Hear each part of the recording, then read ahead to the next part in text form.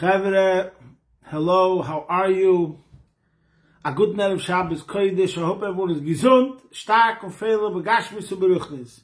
I hope everyone is healthy, strong, and happy, physically and spiritually. We're giving tzedakah, as we do since the war started, doing something extra. Gedel tzedakah shem karev sagula Mashiach should come now.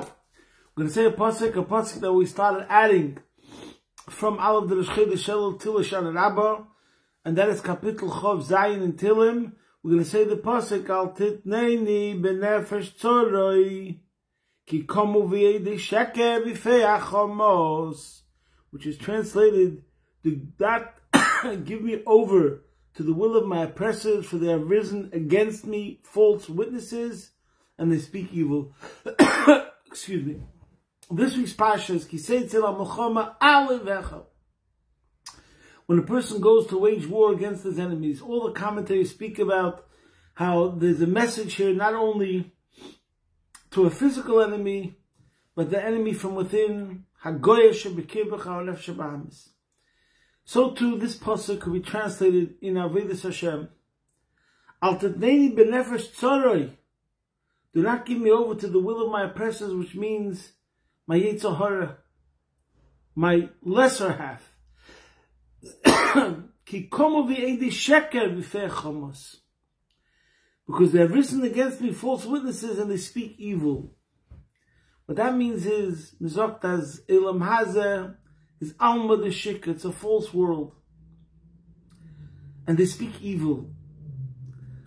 Like today we say false, fake news. In other words, in a way, the entire world is a cover-up, as we spoke many times, and we'll get into it a bit today, where only a person who's seeking Hashem will see the hand of Hashem. And for those that are seeking, it's obvious. But on the other hand, for those that want to deny, who are running away, they can argue and say, show me where's God? Like, what is God? Is God a rock? Is God the physical? Etc. They want to see a demonstration like what happened by Kriyas Yamsuf. And so this is what it means. They're speaking falsehood the whole time. That if you look at the world, you see the world, that the world is a world of nature. It's not about Elokus godliness. And the same thing, they're speaking evil. That there's other forces that take control. Things like that, etc., etc. And it's a struggle. So that's what the pasuk tells us. And this is what we're going to see from this week's Parsha, Ki Seitzei L'Milchama Alevecha. When you're dealing with this enemy, what's the mission? What's the contrast? What does the enemy represent? And what is our mission in this war, so to speak? So before we get to that, we'll speak about one of the mitzvahs in the Torah of this week, which is a very, very famous mitzvah, and much is discussed about it. And it's interesting. I find it interesting that this mitzvah warrants so much literature and Torah. We'll soon see. But that's a very famous mitzvah, which is Ki Kore Kansipoir. If a bird's nest happens to be before you, the Fanecha Baderech on the road, V'cholei Tzay L'Aretz, Sefechayim Beitzim, V'ayim Revetz Al Afrechem Al Beitzim, V'yisika Achoyim Al Abonim.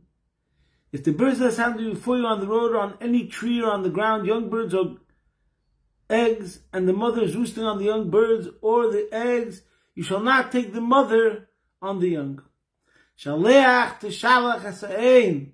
You shall surely send away the mother. Lesabonim, and take the young. Tikach loch for yourself. For my yitav loch, so it will be good for you. Varach the yom, and it will prolong your days.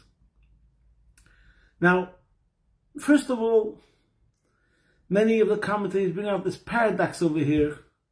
If the mitzvah is about mercy on animals, and that's the point we learn out from this, not causing harm to animals like Tzabal L'Chaim, so then why allowed to take the birds? You shouldn't be able to take the birds. Have a chamanas of the bird, and don't take the bird. You know, Rabbi Tversky used to talk very much about the concept of love, and he would say in the Goyish world, the word love You don't have the right definition, the right meaning. But in Torah, where love is ava, and ava comes from the word give, it means to give the other.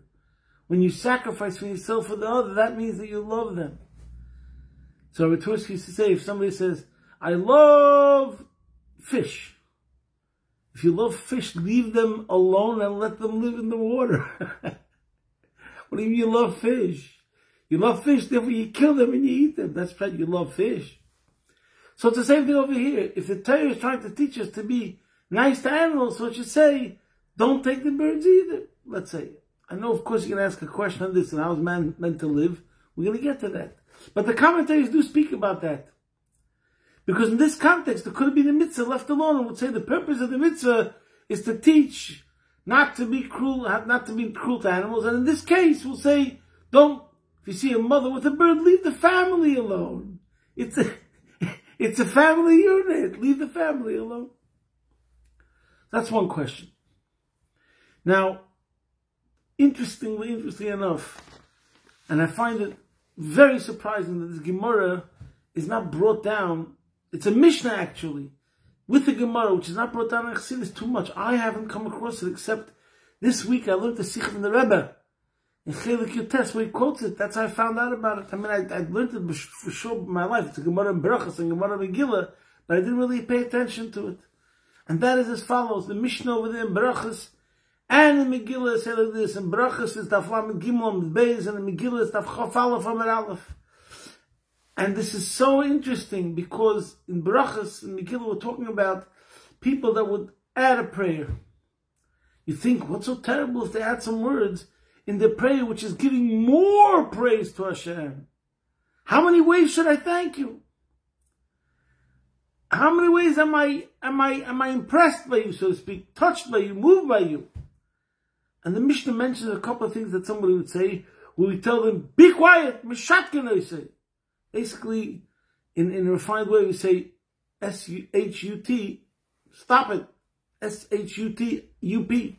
I don't want to say it, it's not able. So the Mishnah says, if somebody says these words,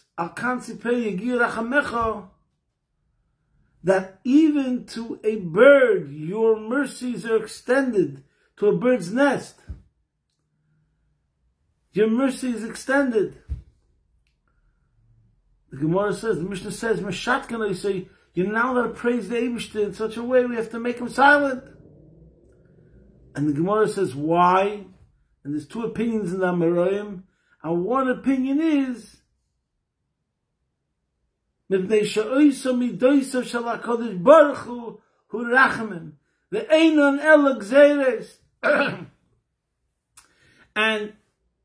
this person says the reason why is because someone can mistakenly think that the intent, the reasoning, the logic, the cause, why did Hashem give this mitzvah was in order because Hashem is merciful.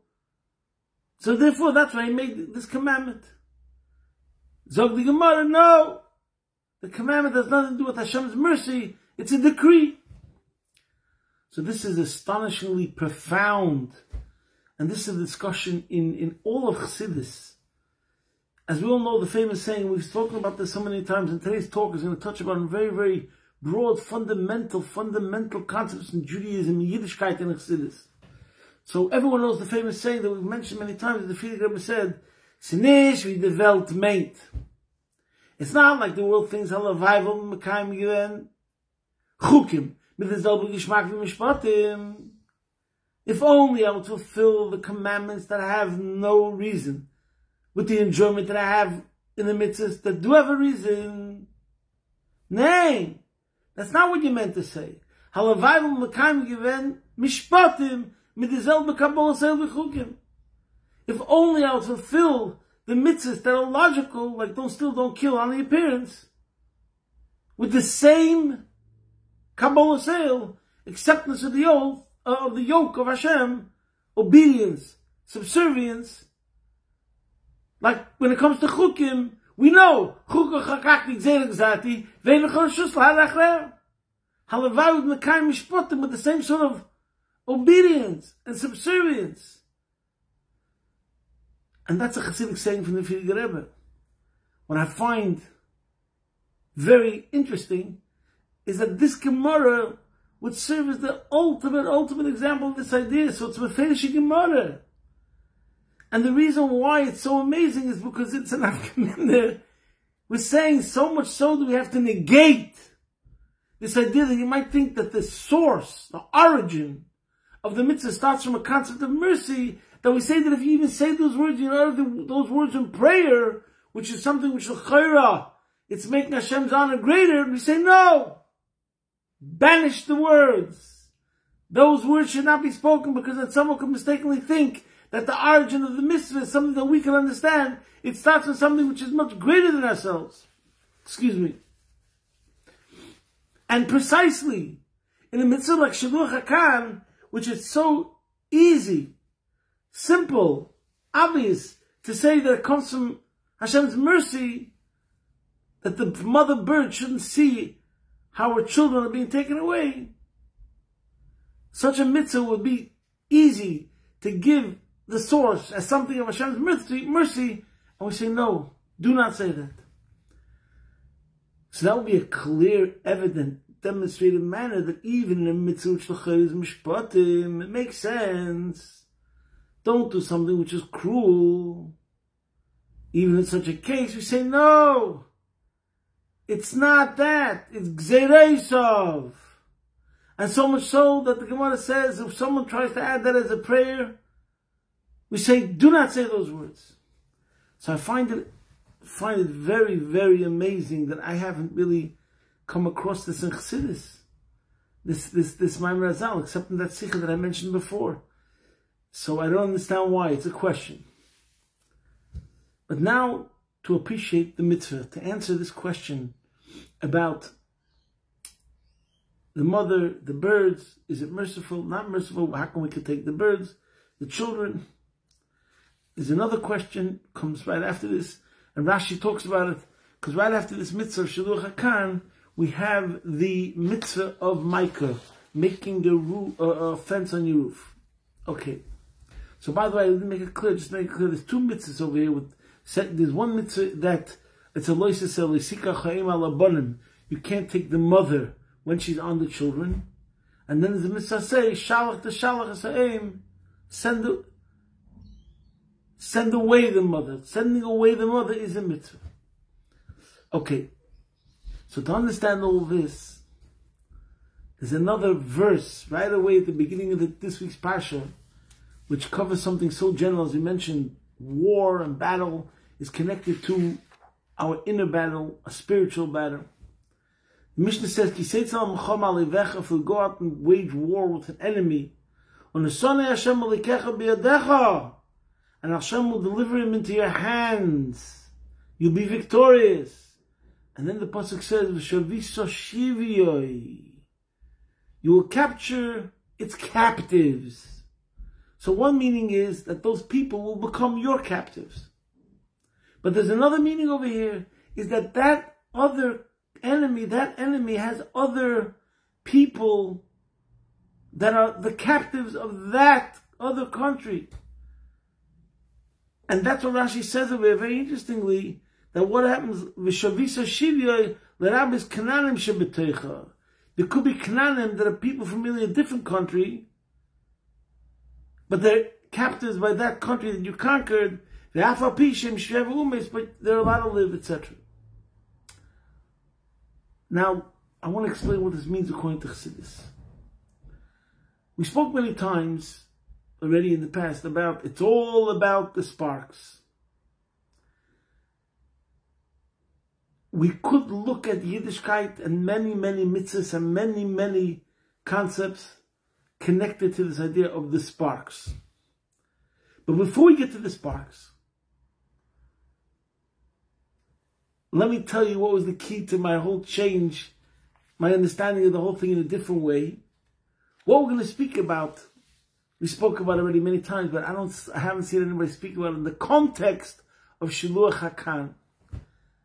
What made me think this way is, where does the Rambam put this mitzvah? He puts it in Sefer Kedusha, in Hilchas Shchita.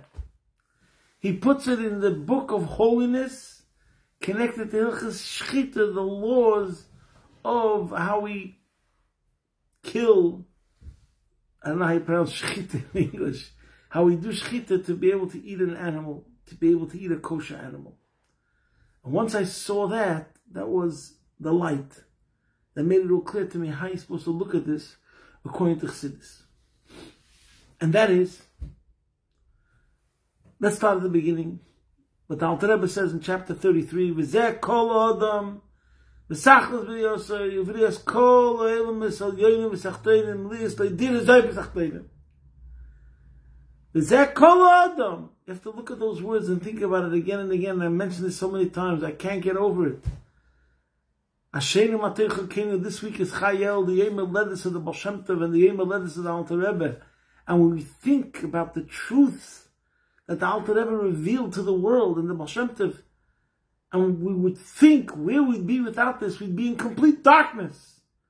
The Alter Rebbe came along and told us what the entire Yiddishkeit is all about, what the entire existence is all about, what the entire reality is all about. Not only this world, but everything. V'zeh kol ha'adam. This is the purpose of man. V'sachlos b'yosei, the purpose of why it was created. Uvriyas kol ha'elmas, and the creation of all the worlds.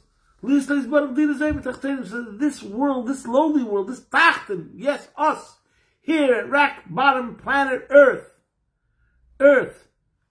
Hello, Earth, calling out to you. You should know this is the purpose of it all, and your existence being in this planet Earth, tachten, shein tachten, lamata yemenu, in the lowliest of the planet. This is what it's all about. To make this world a better place, to make this world a holy place. And as the Alter Rebbe explained, the famous saying, Nis'ava Kodesh Baruch Hu Liyisleis Baruch Hu, he desired to have a dwelling place. Of a type of feklish kash, I'm not getting into the whole idea right now. He desired, he lusted to have this world as his home. And we can't ask a question why. He says, Zois Yoidim, das Vesim, this we do know, this is what he wants. Why? It's beyond understanding. Like the Gemara we spoke quoted before today. Einan el gzereisav. We know what he wants, but it's really gzereisav, and that means that it's beyond logic. It's from a different realm completely unparalleled to logic, incomparable to logic. Okay, so now we're saying we have to make this world a dwelling place. What are the mechanics? What are the dynamics? Part of the dynamics is there are godly sparks that are throughout creation. That Arizal wrote all about this. So every single thing has a godly spark, and I believe these are sparks that are in addition to sparks that are creating it every single second. But I'm talking about the sparks that you're meant to elevate. And it comes together with another famous thing that's quoted in Chassidus from the Ikrim, that the purpose of every category, species, so to speak, is to become elevated in the higher species. That's how we elevate the world. So the tachlis of the daimon, there's 4 types. There's the inanimate, there's we spoke about it last week. There's the vegetation, temeach, there's chai, the animal kingdom, and medaber, and humans.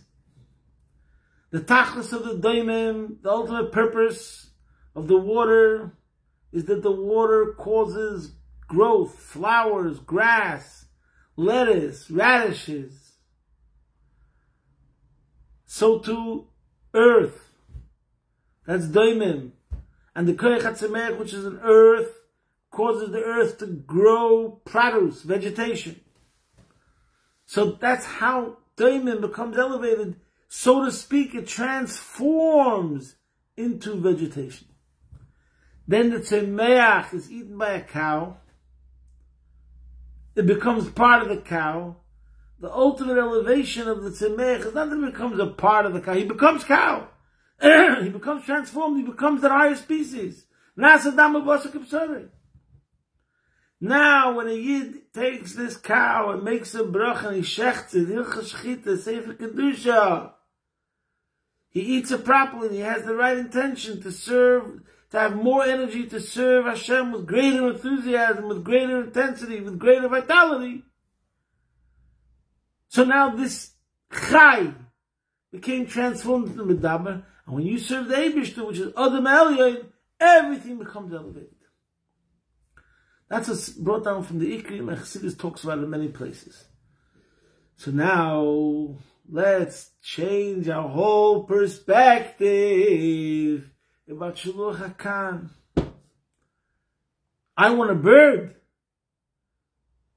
I want the eggs. I want the chicks. Anybody wants the chicks' eggs? No. When a Yid is looking for food, what's really going on over here is he needs food to serve Hashem. Those chickens want to be elevated.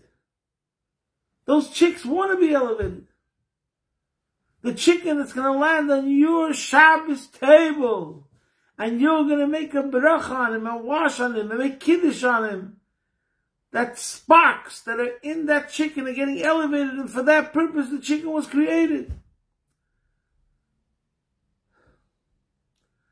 So now, if we look at the mitzvah of Shiluach HaKan, that's something which is part of Sefer Kedusha. It's about sanctifying food. And it's connected to Hilchos Shchita, similar to the idea of what we're doing by Shchita.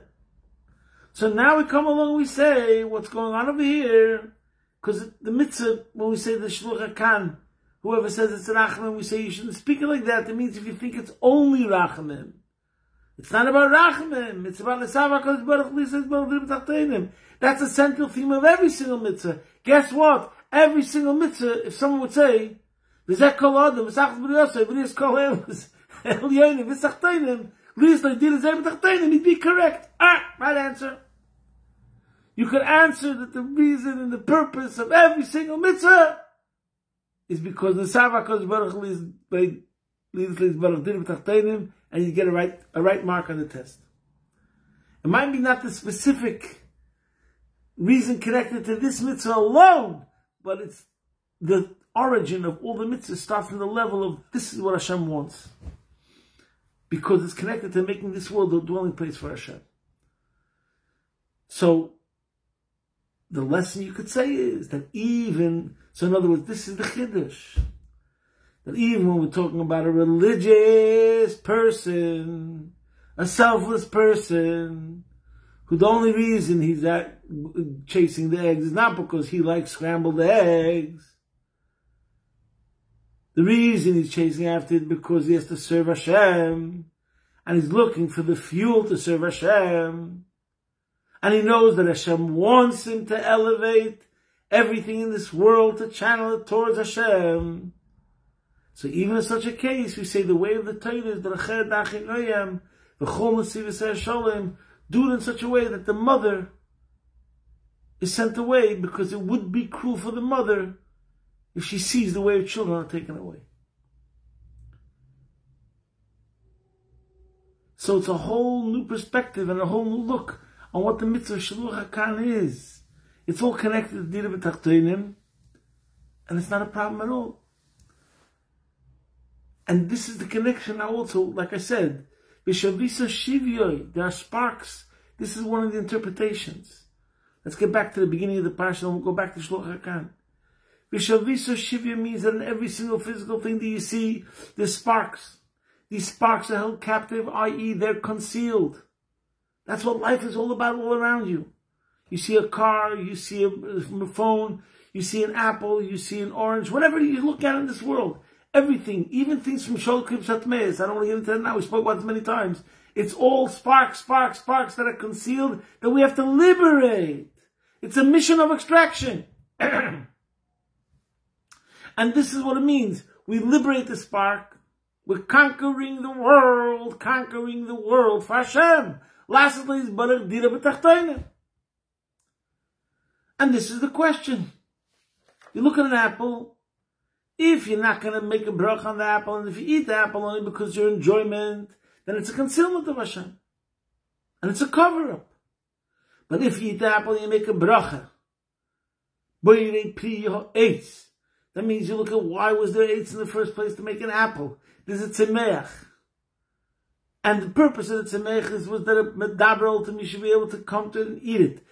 Odom, medaber, and through that serve other million. That means everything is revealed to be godly. They say, Noid, Milvadai, I make this world a dwelling place of Hashem when I reveal all the more, Od Yoter Tov, more and more, how it's Hashem in the world, and the godly sparks that are behind everything, and I reveal the godly sparks when I show how it's connected to Hashem. Okay, so now we see the connection between the beginning of the Parshas of Shavis Shivye and the idea of the taking the birds and elevating them for Hashem. And now we'll go back to a Sikha in Chelik Tes, the long Sikha, where the Rebbe talks about this mitzvah, but he also connects it with the next mitzvah of Micah. It's a whole Rashi Sikha, so I'm just going to read you the words over here, and I'll try to bring out a point in context of what we said till now. And right afterwards, first Rashi says, "L'man yitav lach," you can live long, it can be good for you. And Rashi says, "Im mitzvah kal Hashem b'chsor and kiss."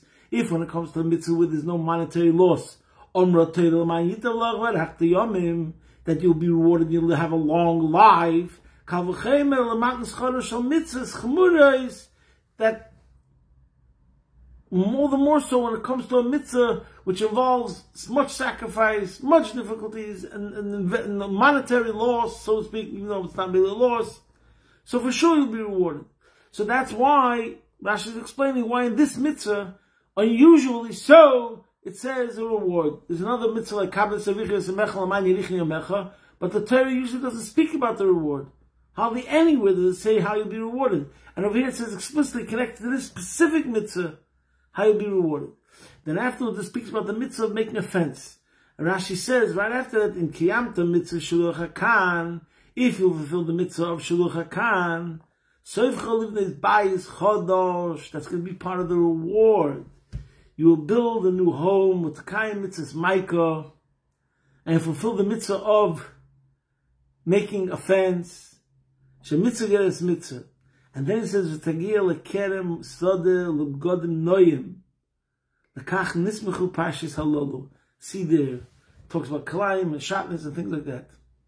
So yesh loim abderech remez, what I want to say is, man's needs, as spoken about in Chassidus, comprises three elements: bias, levush, and mozin, or the other way around, mozin, levush, bias.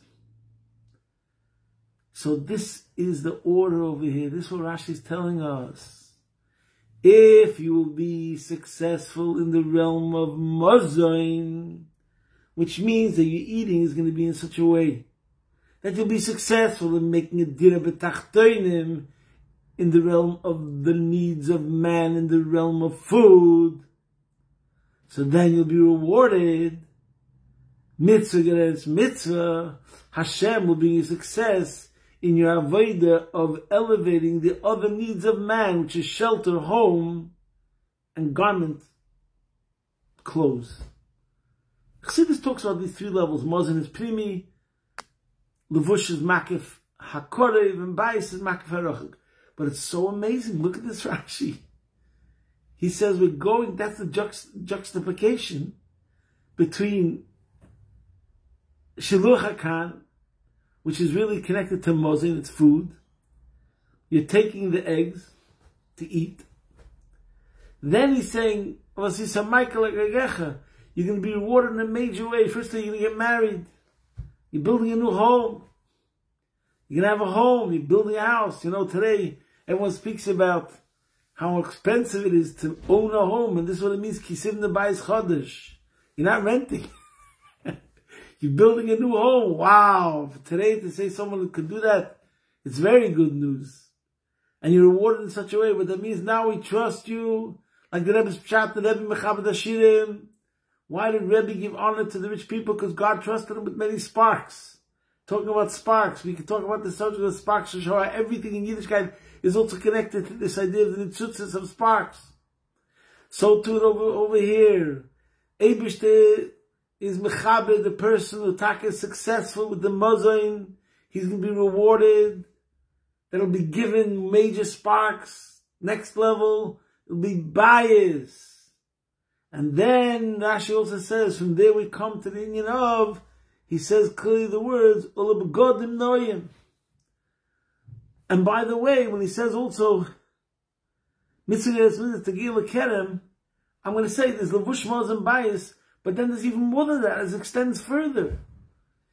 Your positive influence and your positive impact in elevating everything you touch, everything that belongs to you, becomes elevated, goes higher. Not only in yourself, not only in your house, not only in your clothes, but in your fields, in the kerem.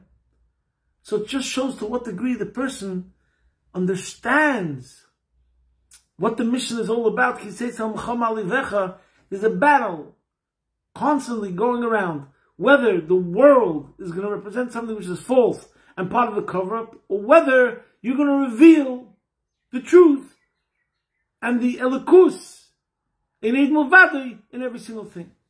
We spoke already about the connection to Chayelu. Now we'll just mention that there's also the connection to Tesvavel and Mitzvah Shem. Monday is going to be the 15th day of Elul, with the Hisyastus, the day of the founding of the Yeshivas Temchet Tmimim Lubavitch. And the Rebbe Rashab said that one of the purposes of the Yeshivas Temchet Tmimim was Kol Hayetzel Mochemed Beis David. He said it's about making the students to be soldiers that are fighting the Mashiach wars. But Mashiach in Yiddishkeit, it's all the same thing. What does it mean, fighting the Mashiach wars? Fighting the Mashiach wars means to bring Mashiach, but how is Mashiach going to come? What's the culmination, the summit of all of Yiddishkeit? Of Ezek Kol Adam V'Sachas B'Yosef V'Yos Kol Eil M'Salyerim V'Sachtoinim.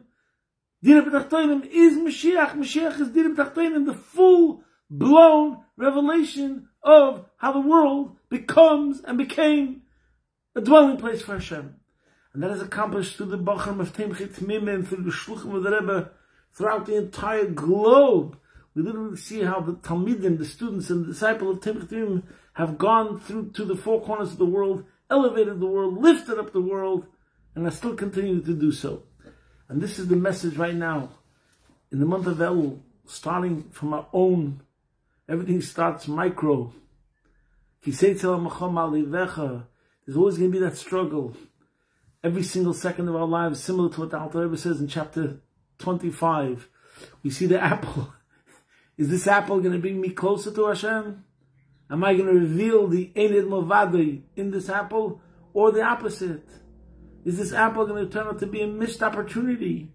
Instead of me revealing the godliness in it and bringing out the sparks of it, what's going to happen is that it might drag me down, and I'm becoming part of the cover-up. Don't be a part of the problem, be a part of the solution.